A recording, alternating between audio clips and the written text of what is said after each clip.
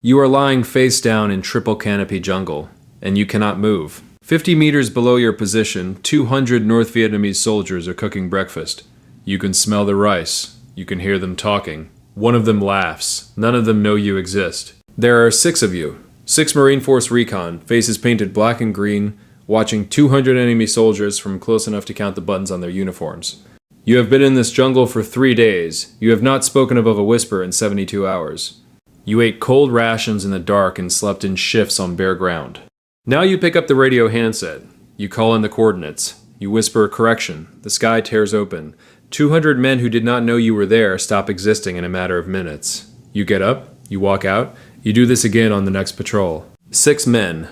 10 months. 34 patrols. Combined kills and captures. 477 enemy removed from the war. 0 Marines killed in combat. The enemy never saw them coming. Neither did the generals who shut them down. This is the story of the men who were the lightning. To understand what Force Recon Stingray teams were, you first have to understand what the Vietnam War looked like without them. By 1966, the Marines fighting in I Corps were losing before the fight began. Not because they were outgunned, because they were outmaneuvered before a shot was fired. Intelligence analysis from 3I Marine Amphibious Force confirmed it. The enemy initiated contact 80% of the time. 80.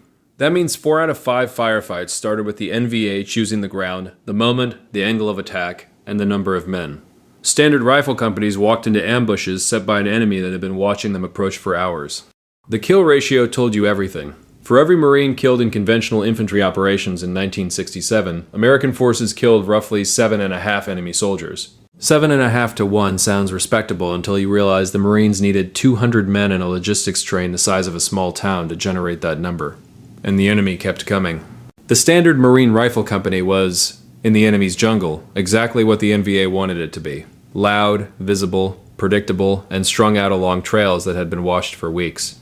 What was needed was something the enemy could not predict, something they could not track, something that could call down the entire weight of American firepower with no warning and no source they could find or fight back against. Something like lightning. The concept was born out of failure. Before 1966, small recon teams that encountered the enemy were trained to run. The doctrine had a name, the quail tactic.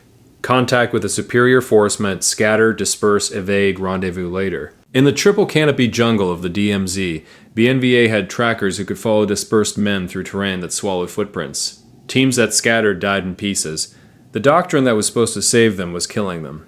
On July 26, 1966, during Operation Hastings, a 4-man team changed everything. Sergeant Orris Bishko was lying on a steep ridgeline overlooking a streambed in the DMZ. Below him, the NVA 324B Division was moving through the valley. A massive column, hundreds of soldiers, confident in the jungle's cover. The old doctrine said scatter. Bishko did not scatter, he held his ground.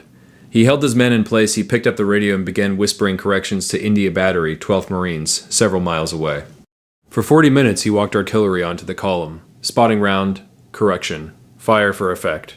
Correction. Fire for effect, the streambed was not a crossing point anymore. By the time Bishko called his last round, 50 NVA soldiers were dead in that valley. His team had suffered 0 casualties. 0.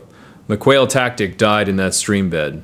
The Stingray was born. First Lieutenant Andrew Finlayson arrived in Vietnam in early 1967 and took command of a 6-man Force Recon team, whose call sign would become one of the most feared combinations of words in the 1st Force Reconnaissance Company's operations area. Killer Kane. The name came from the villain in the Buck Rogers comics.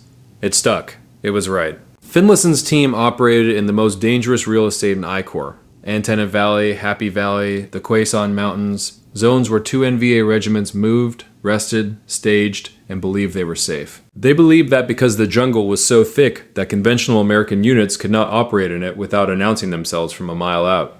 6 men could. Let me walk you inside a Stingray patrol so you understand what this actually was.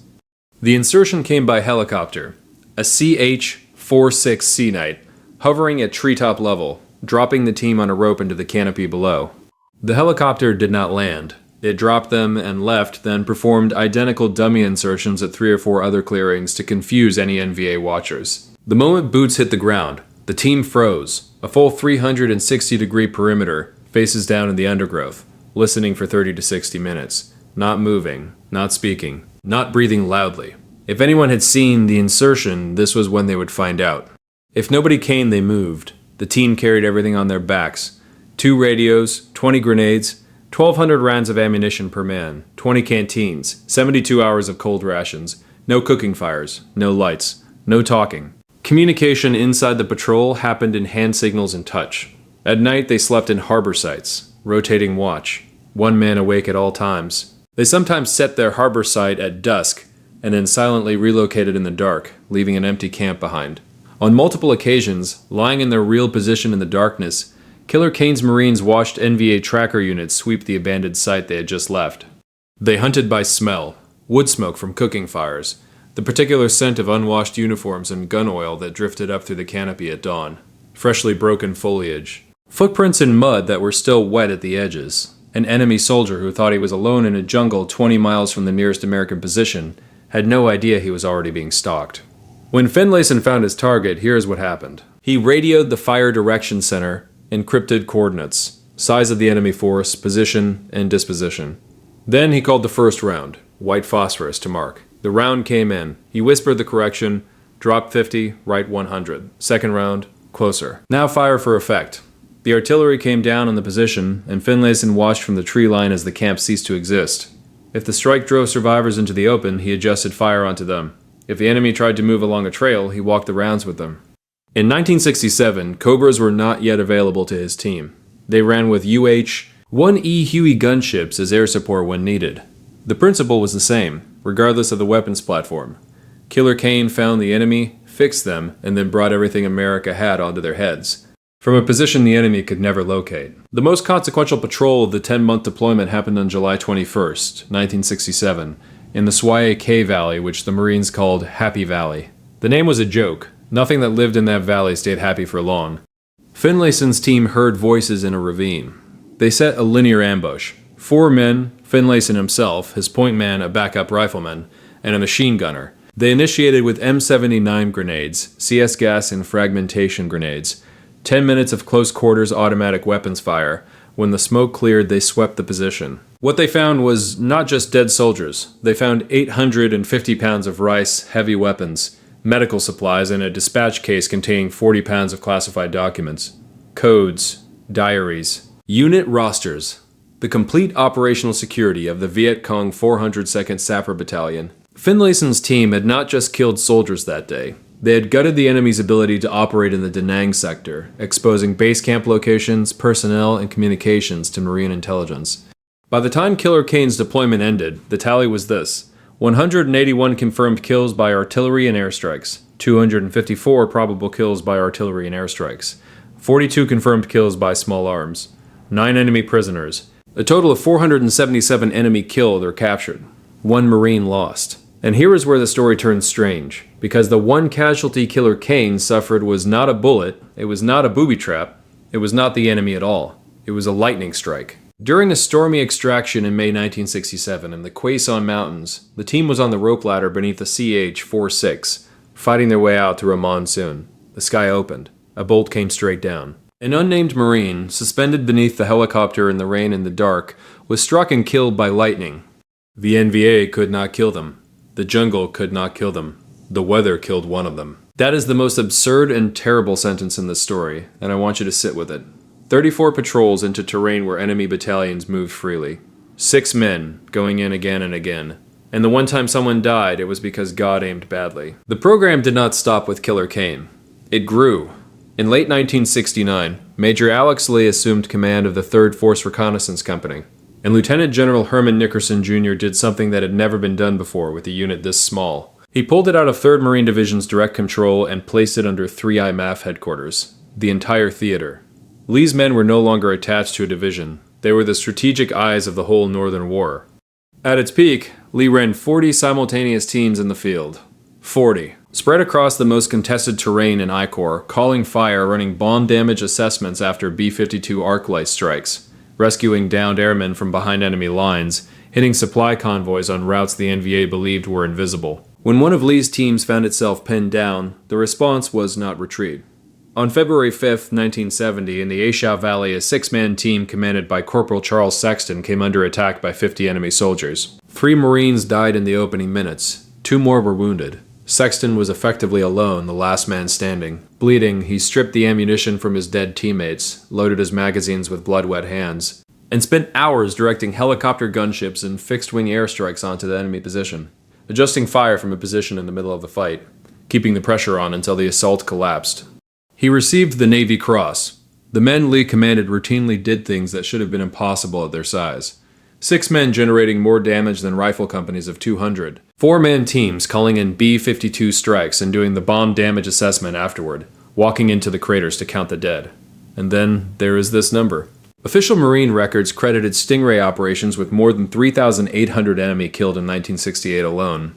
1 year. Every one of those kills connected, in some way, to a handful of men in the jungle with a radio and a map. Major James Steele, the 3I Math intelligence officer who ran the numbers, found that standard Marine infantry units in 1967 killed 7.6 enemy soldiers. For every Marine lost, Force Recon Stingray teams killed 34 enemy soldiers for every Marine lost, not 7.5. 34, a factor of 4.5 times more lethal per man, with a fraction of the logistical burden, invisible, self-sufficient, replaceable, scalable. The program that had been born in the streambed in 1966 had become by 1969 the most efficient killing machine the United States had deployed in Southeast Asia. You know how this ends. July 1970. Lieutenant General Nickerson, the man who understood what he had, rotated home in March. He was replaced by Lieutenant General Keith McCutcheon. McCutcheon was a different kind of general. He looked at the organization chart. He saw a company of men that did not fit cleanly into the new Vietnamization structure, which required American units to shift from offensive operations to training and support. Under the new doctrine, Force Recon was no longer authorized to conduct unilateral offensive operations deep in the hinterland. They were to return to base, retrain South Vietnamese units, defend populated areas. The order came down. 3rd Force Reconnaissance Company would be deactivated, disbanded. Done. No battle had been lost. No mission had failed. The unit had not been depleted or destroyed. The enemy had not found a way to counter them. The NVA had designated Force Recon teams specifically as hunters and captured documents. They had deployed dedicated anti-reconnaissance tracker units to sweep the jungle in areas where Stingray teams were known to operate. They had tried to find them, and mostly they had failed. The unit was not beaten. It was closed on a bureaucrat's timetable. The generals who made this decision had never been required to understand how 6 men with a radio could generate 34 enemy dead per Marine casualty, while a rifle company of 200 men generated 7.6. They did not ask. There is no record in the available archives of any senior officer registering a formal protest of the disbanding. No general stood up in a meeting and said, "Do you realize what kill ratio we are throwing away?" Nobody said, "These men are 450% more lethal per capita than our standard infantry, and we are deactivating them because they don't appear neatly on an org chart." The silence is its own answer. Bing West, the Marine officer who had formalized the Stingray doctrine and carried it to the RAND Corporation and the Pentagon, argued afterward that America's mistake in Vietnam was systematic and self-inflicted. Policymakers and generals addicted to large-scale conventional warfare kept dismantling the tools that were actually working. The Combined Action Program, which embedded small Marine units in villages with comparable results, was shut down in May 1971. Same logic. Too small, too hard to account for. Doesn't fit the plan. The conventional generals looked at the paperwork and saw a unit whose function they could not easily categorize. They did not look at the kill ratio. They saw an org chart problem, and they solved it. 1st Force Reconnaissance Company would follow 3rd Force Recon in 1974. The lightning was shut off, not because it was failing, because the men in charge could not see where it was coming from. The doctrine Sergeant Bishko invented in a streambed in 1966 did not die with the disbanding. It went quiet for a generation, then came back with different names and different equipment. The Marine Raiders, MARSOC, the Joint Terminal Attack Controllers, who today direct precision strikes from 2-man observation posts in the mountains of wherever the next war is. All of them are Bishko's direct descendants. All of them are Finlayson calling corrections into a radio from 50 meters in the jungle.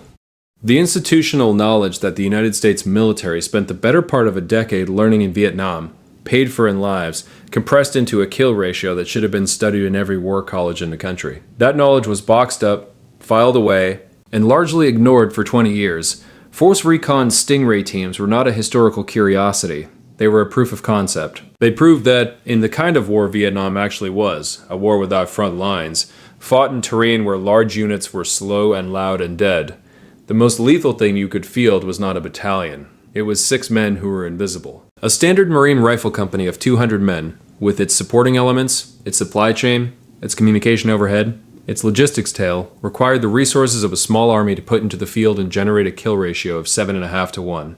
6 Force Recon Marines with a radio generated 34 to 1. The generals disbanded the 6 men and kept the 200.